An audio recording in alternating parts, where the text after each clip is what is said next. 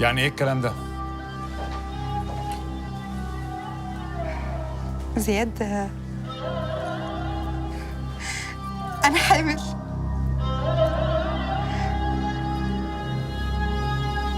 اللي عشت طول عمري أحلم إنه يحصل حصل خلاص.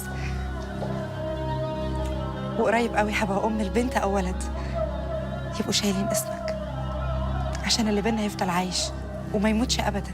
هي دي بقى اللعبه اللي انت بتلعبيها عشان تفضلي في حياتي؟ بتألفي قصص والمفروض ان انا اصدقها؟ انت بتخرف تقول ايه؟ ايه ده؟ انا بنتي هتألف قصه زي دي ليه؟ اهدى يا استاذ رشدي، خلينا نفهم الموضوع. نفهم ايه؟ نفهم ايه؟ دي كدابه ممكن تعمل اي حاجه عشان اللي بينا ده ما يخلص. اللي بينا عمره ما هيخلص يا زياد. قول لي بقى، نفسك في ولد ولا بنت؟ حبيبتي انت عرفتي امتى انك حامل؟ عرفت امبارح. طب ليه ما قلتليش؟ قلت أقول لك النهارده وزياد موجود. مبروك يا حبيبتي، الف مبروك. هجيب لك هديه كبيره قوي بالمناسبه دي. ثانك يو حبيبي. فرحت يا زياد مش كده؟ انا مفيش اي حاجه ممكن تساعدني غير ان انا ارجع بالزمن عشان اصلح الغلطه اللي بسببها انت موجوده في حياتي. بص في عين بنتك هتعرف انها كدابه، بنتك مريضه. انت بتخرف تقول ايه؟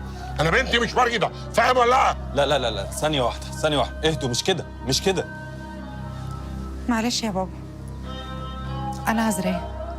ما هو أحيانا ده بيحصل من كتر ما المفاجأة بتبقى كبيرة وحلوة قوي. أحيانا ممكن البني آدم يتصدم، بس بعد ما بيهدى وبيفكر فيها بيفرح.